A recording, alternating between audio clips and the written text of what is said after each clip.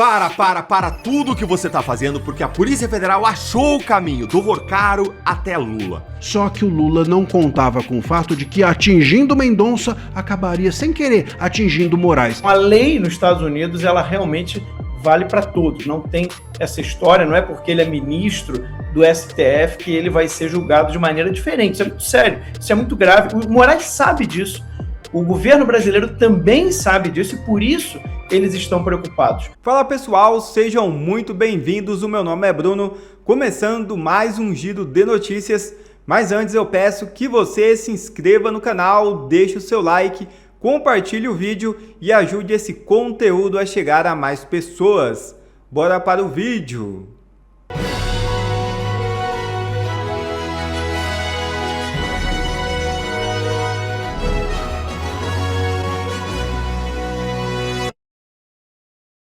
Ministros do STF evitam viagem à Copa nos Estados Unidos por receio de restrições de visto. É isso mesmo. Preocupação envolve possíveis efeitos da Lei Magnitsky e risco de constrangimentos em aeroportos.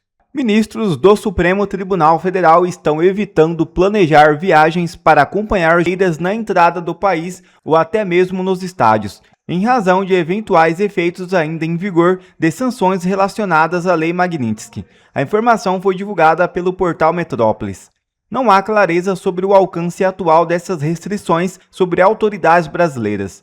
Em 2024, o governo dos Estados Unidos sancionou o ministro Alexandre de Moraes com base na legislação e também impôs restrições de visto a diferentes autoridades. Apenas os ministros Luiz Fux, André Mendonça e Nunes Marques teriam ficado fora dessas medidas.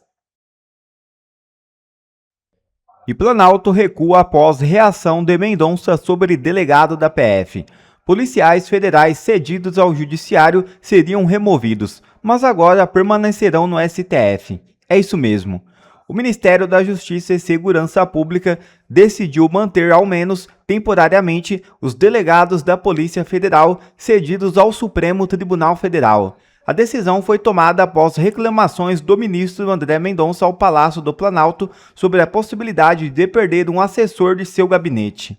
Segundo informações divulgadas pelo SBT News, a medida evita que o STF seja incluído entre os órgãos que precisariam devolver policiais federais à corporação. Integrantes do governo afirmam que a execução tem como objetivo não prejudicar as investigações em andamento. E mensagens apreendidas pela PF citam Jacques Wagner como ponte para recados de Vorcaro a Lula, diz o Estadão. Mensagens inéditas encontradas pela Polícia Federal no celular do banqueiro Daniel Vorcaro apontam o senador Jacques Wagner, líder do governo no Senado, como um possível canal de interlocução entre o empresário e o presidente Luiz Inácio Lula da Silva. As informações foram divulgadas pelo Estadão. Para tudo o que você tá fazendo, porque a Polícia Federal achou o caminho do Vorcaro até Lula. E eu vou te mostrar aqui quem é. A Polícia Federal continua sem dar folga pro governo Lula. Dia de alegria.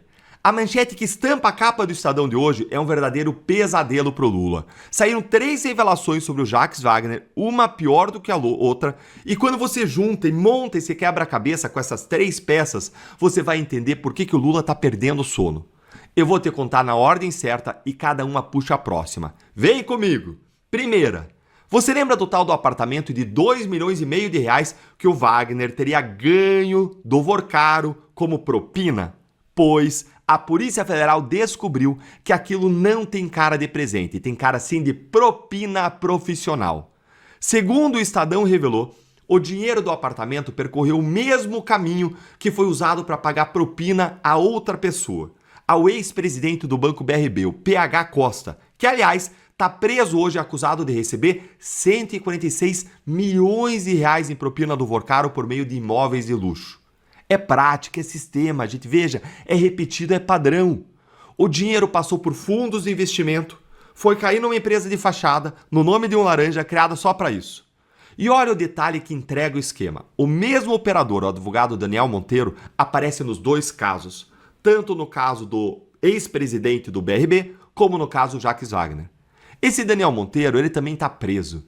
Ele é inclusive apontado como alguém que pode fechar a delação premiada e escancarar os vínculos do Vorcaro com o quê? Com o poder judiciário. Tomara, né? Não foi nada de improviso então, gente. É uma linha de montagem de propina, reaproveitada no caso do Wagner. E o próprio Wagner ele já admitiu numa entrevista ter pedido pro ex-sócio do Vorcaro, o Augusto Lima, para comprar o apartamento. Segundo Wagner, ele prometeu recomprar depois. Ai, como se fosse crível essa versão, pelo amor de Deus, tenha misericórdia de nós, Deus. Quem acredita numa desculpa fajuta dessas? Por acaso você tem aí um amigo que compra para você um apartamento de mais de 2 milhões de reais para você recomprar depois, pagar depois? Se tiver, me apresenta, porque eu quero tirar foto dele, porque ninguém nunca viu. É que nem, sei lá, cabeça de bacalhau, filhote de pombo, grávida de Taubaté, você lembra dessa? Que fingiu ser grávida? Sei lá, gente, Mundial do Palmeiras. Opa, Delta, agora você pegou pesado. Ó, desculpa aí, palmeirense, mas eu não resisti, ó. Amo vocês, minha filha me ensinou a fazer isso aqui, ó. Amo vocês de coração. Me conte aí se tem algum palmeirense aqui nos comentários. Um grande abraço a vocês, essa torcida. Mas agora, falando sério, por que um banqueiro montaria uma máquina dessa só para comprar um senador? E a segunda revelação vem e responde. Porque o Wagner ele não era um senador qualquer pro Vorcaro. Olha o que a Polícia Federal encontrou também, segundo o Estadão. Num diálogo de julho de 2024, o Vorcaro pede para uma informação chegar a Lula e a base aliada. E o interlocutor responde isto aqui. Vou mandar então para o tio Giga e Jaques. Jaques é o Wagner. Giga, segundo a Polícia Federal, é o Guilherme Sodré, um publicitário baiano apontado como operador financeiro do senador. Ou seja, para a PF, o Wagner era a ponte do banqueiro para falar direto com o presidente da República, com Lula. E tem mais. Os investigadores apontam que o Vorcaro ele marcava encontros com o Wagner e ele tinha acesso direto ao celular dele. Ou seja, com a pessoa que era a ponte para a informação, para a conversa, para a análise chegar no Lula. Pense então no tamanho disso. O dono de um banco que virou caso de organização criminosa com um canal aberto até a Lula. E todo mundo sabe que na hierarquia petista existem poucas pessoas tão poderosas como Jaques Wagner, amigo pessoal de Lula há mais de 40 anos, um dos poucos homens que hoje em dia ainda dizem não a Lula. Aliás, quando Lula estava preso aqui em Curitiba em 2018, saudoso tempo, depois que nós condenamos Lula na Lava Jato, ele pediu a Jaques Wagner que fosse candidato a presidente contra o Bolsonaro, mas Wagner declinou o convite e por isso Lula destacou Haddad para a missão.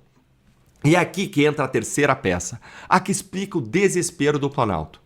Com a investigação batendo na porta do amigo de 40 anos, o Lula está irritadíssimo e ele já calcula tirar o Wagner da liderança do governo no Senado. E segundo a Bela Megali, publicou lá no Globo, são 2 os motivos que mais enfureceram o presidente. O primeiro, Wagner tinha garantido pessoalmente ao Lula que não tinha nada que comprometesse ele com o Vorcaro. E a Polícia Federal mostrou o oposto disso. O líder do governo mentiu na cara do próprio chefe. Ou eles estão fazendo tudo de jogada ensaiada? Conta aí pra mim o que você acha. Lembra que Lula também teria brigado com o Zé Dirceu no Mensalão? E depois estavam lá, abraçadinhos, tudo junto e misturado. Talvez seja só um jogo de cena, né? Vamos lá para o segundo ponto. O Wagner, ele foi à Band News e sem combinar com o presidente, supostamente, ele expôs até o telefonema que o Lula fez para ele, Jaques Wagner, depois da operação, apoiando Jaques Wagner. Ou seja, Lula defendeu o parça do Vorcaro. E o Wagner ainda avisou que ele só sai da liderança se o presidente mandar, disse isso na entrevista, peitando o Lula ali em público. Ou seja, não é solidariedade, é cálculo de sobrevivência. Quando o próprio Lula corre para se afastar do aliado mais antigo que ele tem, ou pelo menos manda esse recado na imprensa, é porque a água já está batendo no pescoço dele também. Olha então o desenho que se forma, uma propina montada com uma linha de montagem, um banqueiro com um canal direto até Lula e o presidente correndo para jogar o amigo de 40 anos para fora do barco, jogar na fogueira. Você entendeu o que está acontecendo, né? Tem um capitão do time, olha aí o capitão do time, pessoal. E aí você tem todo o time, ó. Você tem aí o juiz imparcial, o VAR ele mesmo opera. Você tem aí o taxadinho, chutou no gol, caiu o imposto. Você tem o MST, invade a área como ninguém. Você tem o habeas corpus, no campo perde, no tribunal resolve. E você tem a camisa 10 da direita, você viu no meu último vídeo de hoje, se perdeu vai lá assistir a nossa camisa 10, desculpa, não foi no último vídeo de hoje, tá no vídeo para assinantes lá do Instagram, um vídeo sobre a nossa camisa 10, exclusivo para assinantes. Você tem também o Vai Brasa. Os assinantes aqui do YouTube, os membros também vão receber esse vídeo da nossa camisa 10. Aí você tem aí o Vai Brasa, que prometeu picanha, entregou abóbora. E você tem o zagueiro do sistema, que passa a bola, mas não abre a CPI. Gente, aí tem todo o time. E se você quiser receber as figurinhas desse time, é só seguir as instruções que tem lá no meu Instagram, nesse post que eu fiz. E aí eu te pergunto, Lula vai chutar o Jacques Wagner? Vai chutar a bola, o Jacques Wagner? Vai chutar ele pra fora? Vai chutar pro gol? Conta aí pra mim nos comentários.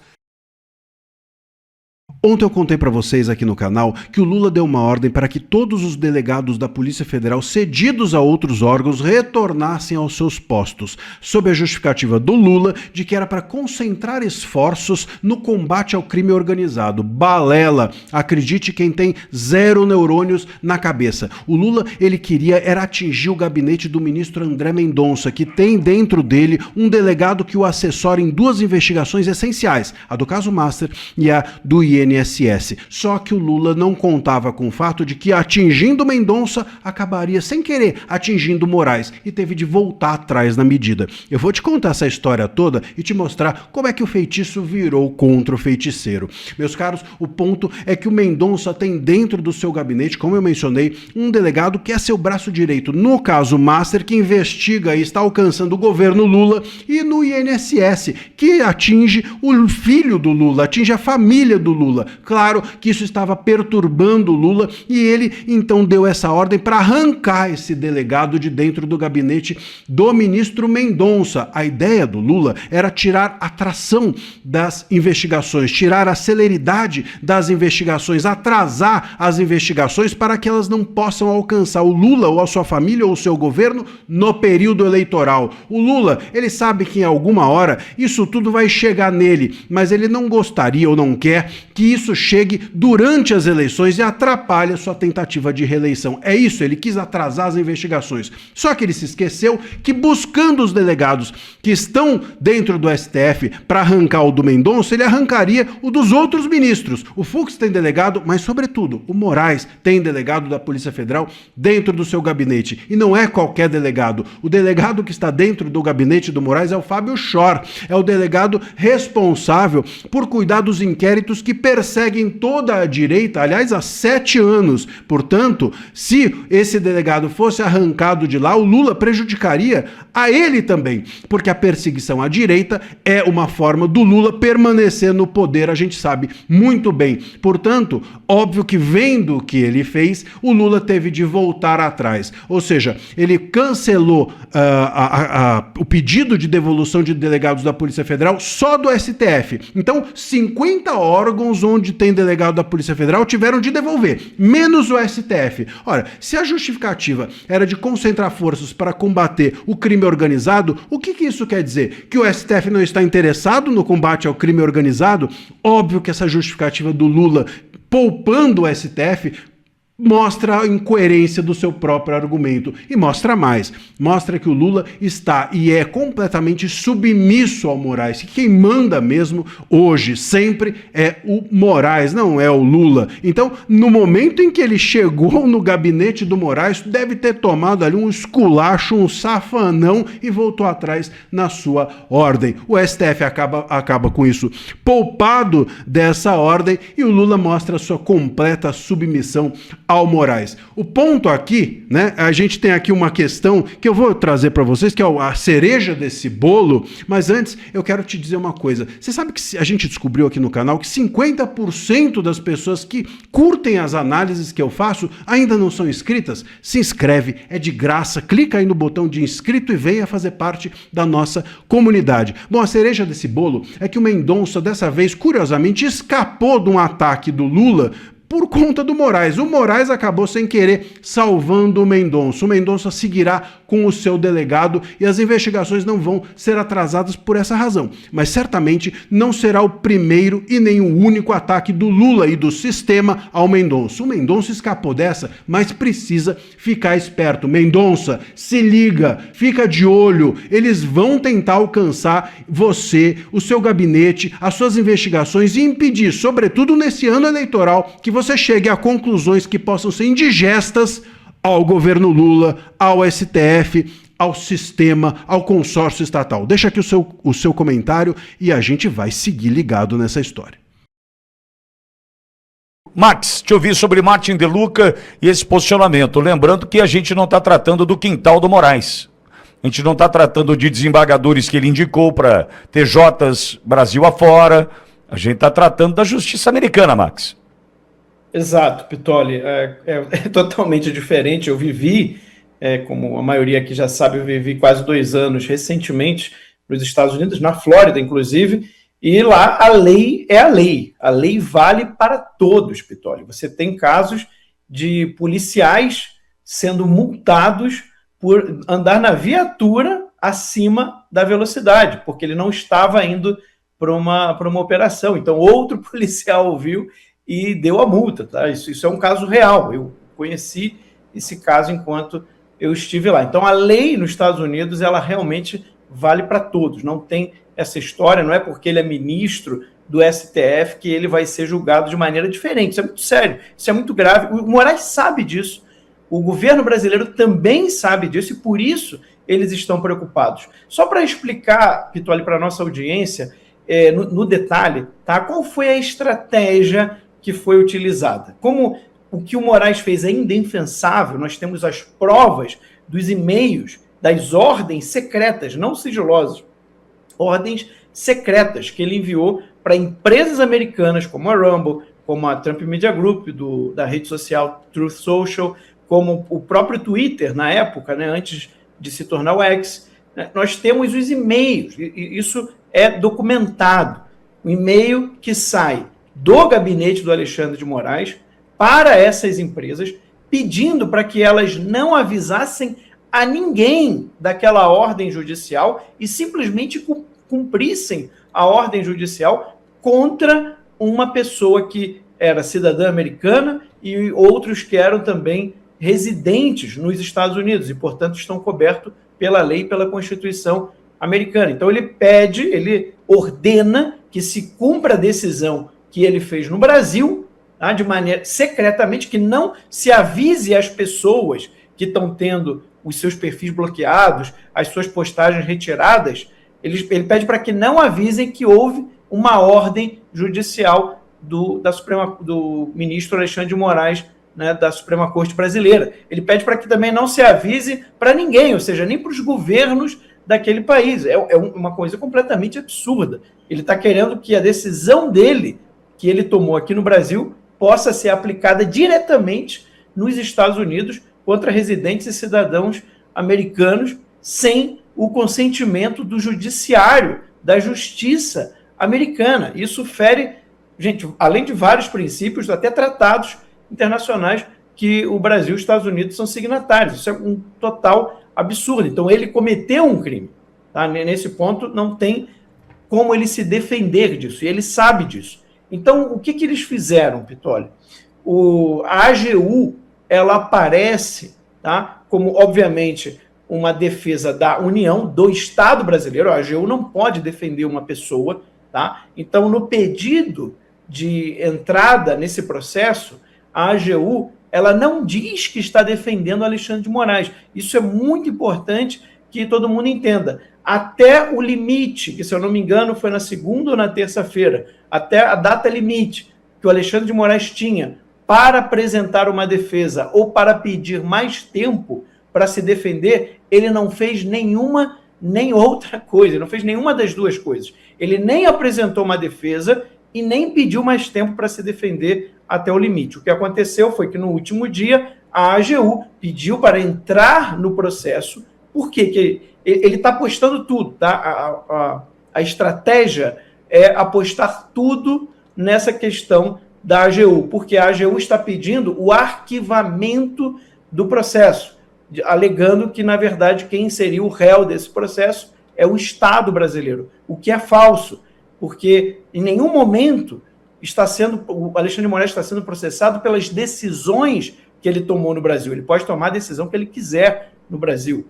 O que ele está sendo processado é porque ele tentou burlar, em alguns casos conseguiu burlar, porque no Twitter foi feito isso, ele tentou burlar a justiça americana, os acordos que existem entre Brasil e Estados Unidos, para fazer valer a decisão dele do Brasil nos Estados Unidos, inclusive intimidando empresas americanas com multa e com que elas parassem de funcionar, né, de ter o seu negócio no Brasil, como de fato aconteceu com a Rumble. Além disso, ele exigiu os dados sigilosos desses usuários, que eram residentes americanos, que eram cidadãos americanos, e também que não avisassem que esses dados estavam sendo passados para ele.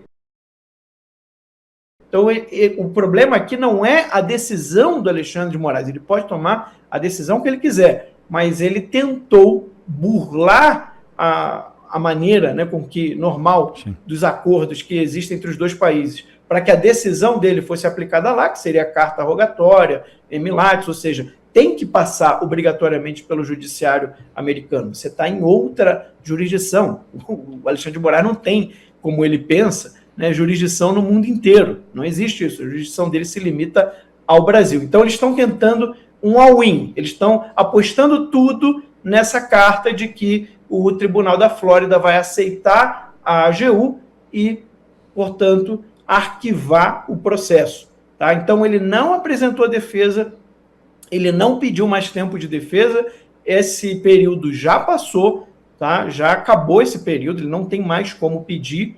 Se o Tribunal da Flórida não reconhecer o pedido da AGU e entender que realmente quem está sendo julgado não é o Estado brasileiro, e sim Alexandre de Moraes, Pitoli, eu posso aqui fazer uma aposta, não sou jurista, não sou especialista, mas eu apostaria que o Alexandre de Moraes iria ser, sim, condenado à revelia. Edu, tua opinião com relação a essa etapa, a revelia mesmo? A revelia, não tem muita conversa e está bem distinto, bem definido. Porque até essa estratégia, o ordenamento jurídico brasileiro, ele também tem esta previsão de você processar, né, demandar a culpa individualizada para um agente público que age com dolo ou erro grosseiro técnico. É o artigo 28 da Lei de Introdução às Normas do Direito Brasileiro. Está previsto isso lá expressamente. Então, o agente público cometeu um erro grosseiro ou um dolo, o erro grosseiro entende-se aspecto técnico também, tá? Então, eu com dolo, com essa finalidade de abuso de autoridade, gerando dano, ele pode responder na sua pessoa. Então, esta previsão também está presente no ordenamento jurídico americano. Aí eu lhe pergunto, essa estratégia que a AGU está utilizando, que é claramente, a gente sabe até no cenário político, aqui eu não estou me referindo agora ao aspecto jurídico, mas no cenário político, que você mistura, confunde a pessoalidade de um agente público com a estrutura de Estado, você sabe muito bem que se você está me agredindo, você está agredindo o Estado brasileiro. Se você está me agredindo, ou proferindo palavras de baixo calão à minha pessoa, você está agredindo a Suprema Corte. Você já deve ter escutado isso. Então, é uma característica também de déspota você fazer essa confusão de impessoalidade com pessoalidade. Ou seja, eu não vou dar assistência para o senador Flávio Bolsonaro dos Estados Unidos porque eu não gosto dele. Então, eu vou tratar a coisa pública como se fosse do meu partido, né? Violando totalmente o princípio da impessoalidade da administração pública, tratando a coisa não como uma política de Estado, mas sim como uma política de um partido. É a mesma estratégia, e aí vocês amarrem os nós, né, amarrem as pontas, liguem os pontos. É a mesma estratégia que a defesa, que a AGU sustenta nos Estados Unidos para fazer tal confusão, e o beneficiário nessa suposta tese, que é uma furada, que não se sustenta nem no ordenamento jurídico dos Estados Unidos, é que ele estava praticando na sua condição da prerrogativa do cargo que ele exerce como ministro, e não um erro grosseiro ou um dolo da pessoa Alexandre de Moraes, mas ali ele estava na prerrogativa de ministro Alexandre de Moraes da Corte Constitucional. Este é o ponto central da tese, beneficiar o ministro Alexandre de Moraes, ao mesmo tempo fazendo com que nós pagássemos essa sustentação de defesa, né, porque ele não quer, não se apresentou. Então, se der errado, vai ser a revelia. E aí eu tenho certeza que também está pronta uma narrativa, mas que não vai surtir efeito prático na tecnicidade do processo nos Estados Unidos, Vitória. Então, por isso tudo, eu creio que eles estão dobrando a aposta, eles estão apostando numa narrativa que também me remete bastante a qualquer integrante de um regime, ou seja no Irã, seja na China, seja na Rússia, que for acusado, processado nos Estados Unidos, ele seria julgado à revelia e ele alegaria que está sendo perseguido e que ele estava nas suas funções do Estado. É a mesma estrutura de tese de defesa que os maiores déspotas no mundo sustentam. Não por acaso é a mesma coisa que o Nicolás Maduro também está sustentando, né? Porque ele é presidente da Venezuela e não um ditador, estando preso em Nova York. Obrigado a você que assistiu esse vídeo até aqui. Deixe o seu comentário e não se esqueça de se inscrever no canal e deixar o seu like. Até a próxima!